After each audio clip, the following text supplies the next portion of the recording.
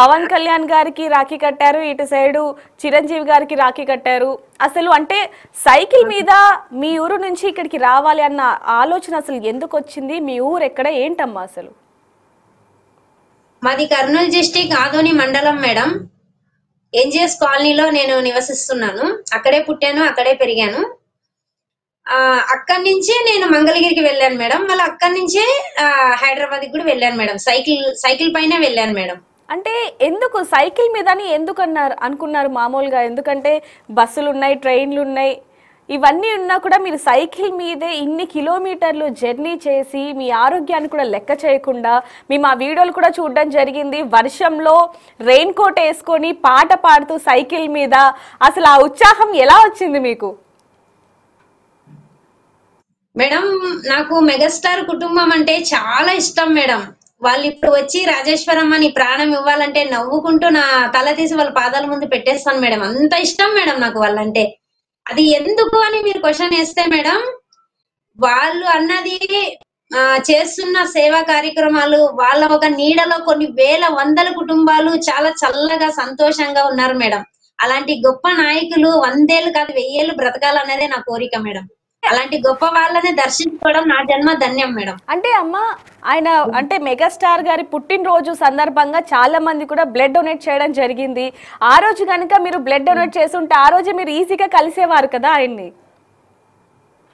లేదు మేడం, నేను ఒక 1.5 నెల కింద ఒక గర్భిణికి మా ఆదోని నియోజకవర్గంలో హాస్పిటల్లో బ్లడ్ ఇచ్చేసాను మేడం. నేను ఇక్కడ డెలివరీ టైంలో ఒక గర్భిణికి బ్లడ్ లేకుండే మేడం మా ఆదోని నియోజకవర్గంలో.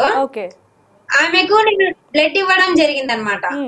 దానివల్ల ఇంకొకటి, నేను వర్షంలో తడుచుకుంటూ సైకిల్ తొక్కుంటూ రావడం వల్ల చాలా వీక్ అయిపోయినాను మేడం. ఆ బ్లడ్ ఇచ్చేంత శక్తి కూడా నాకు లేదు మేడం ఆ మూమెంట్ లో. కానీ ఇవ్వాలని నేను కూడా చాలా అనుకున్నాను. కానీ నాకు నా శరీరం సహకరించలేదు మేడం. చాలా వీక్ అంటే చాలా వీక్ అయిపోయినాను. అసలు మీరు సైకిల్ మీద ఎప్పుడు మీ ఊరు నుంచి బయలుదేరారు? ఎన్ని రోజులకి చిరంజీవి గారిని కలిశారు? ఆ మధ్యలో ఆ ప్రయాణం అసలు ఏ విధంగా ఉంది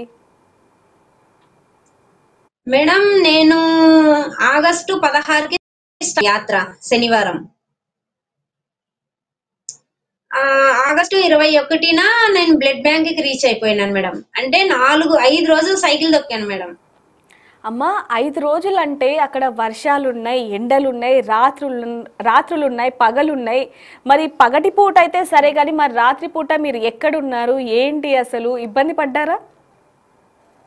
చాలా పడ్డాను మేడం.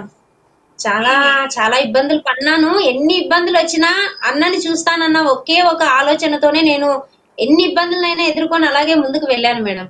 చాలా అంటే ఈ యాత్రలో చాలా కష్టపడ్డాను మేడం. వర్షాలు వస్తున్నాయి, అసలు ఆ వర్షపు ఆ గాలి అనేది సైకిల్ ని తోసేస్తుంది మేడం. అంటే ఒక గొడుగు ఛత్రిగా పెట్టుకున్నా కూడా ఛత్రిగా రిటర్న్ వెళ్ళిపోయింది. అది పరిగెత్తుకొని వెళ్ళి కూడా దాన్ని తీసుకొని వచ్చుకొని మళ్ళీ దాన్ని మడిచేసి కట్టుకొని వర్షంలో కోట్ వేసుకొని అలాగే ముందుకు వెళ్ళాను మేడం. అసలు అంటే ఆ 4 రాత్రులు ఎక్కడున్నారమ్మా మీరు? మేడం ఫస్ట్ రోజైతే నేను కర్నూలులో ఉన్నాను మేడం. కర్నూలులో నా ఫ్రెండ్స్ ఉన్నారు మేడం. మా జన సైనికులు, మా జనసేన బ్రదర్స్ అందరు ఉన్నారు మేడం. కర్నూలులో అయితే నాకు ఏ ఇబ్బంది రాలేదు మేడం. తర్వాత మేడం అక్కడ ముందుకు వెళ్లితే అక్కడ చెర్లపల్లి ఏదో అనుకుంటా మేడం, ఆంజనేయుల స్వామి దేవాలయం ఉంది మేడం. అక్కడ Beechpally madam, sorry Beechpally madam. Beechpally అక్కడ ఆంజనేయుల స్వామి దేవాలయం ఉంది మేడం.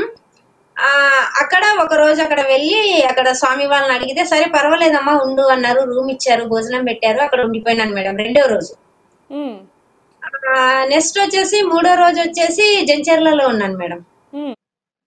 జంచెర్లలో ఇక్కడ ఇది నంద్యాల నుంచి సుందర్ చందర్ అని మా బ్రదర్స్ మేడం. వాళ్ళు కూడా మా జనసేన అన్న వాళ్ళే. వాళ్ళు నాకు వీడియో కాల్ లో మాట్లాడుతూ ఒక రూమ్ బుక్ చేశారు మేడం అక్కడ జంచెర్లలో. ఆ రూమ్ లో ఆ రోజు నైట్ ఉండిపోయినాను.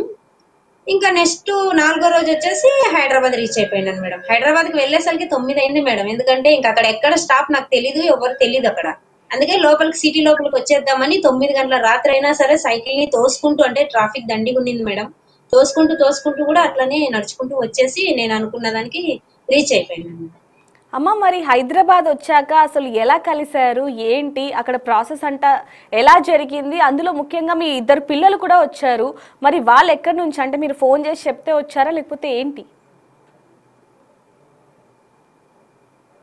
లేదు మేడం, నేను ఇలాగే వీడియోలు వదులుతున్నాను కదా మేడం కొంచెం. అలాగే కర్నూలులో కూడా మా బ్రదర్స్ తెలిసిన వాళ్ళు ఉన్నారు. స్వామినాయుడు సార్ గారికి ఫోటోలు అది వీడియోలు పంపిస్తున్నారు, ఉమ్, విషయం అందజేస్తున్నారు మేడం. అలా ఆ ధైర్యంతో ముందుకు అలాగే కొనసాగినాను మేడం. ఇంకొకటి నాకు షాకింగ్ న్యూస్ అంటే ఏంటంటే మేడం, నేను జంచర్లలో ఉన్నప్పుడే నాకు న్యూస్ తెలిసింది మేడం. చిరంజీవి అన్న గారు హైదరాబాద్ లో లేరు, ఏదో వెళ్తున్నారంట, అక్కడే బర్త్డే సెలబ్రేషన్ అంతా ఫ్యామిలీ సహితంగా వెళ్తున్నారని అప్పుడే నాకు న్యూస్ తెలిసింది మేడం.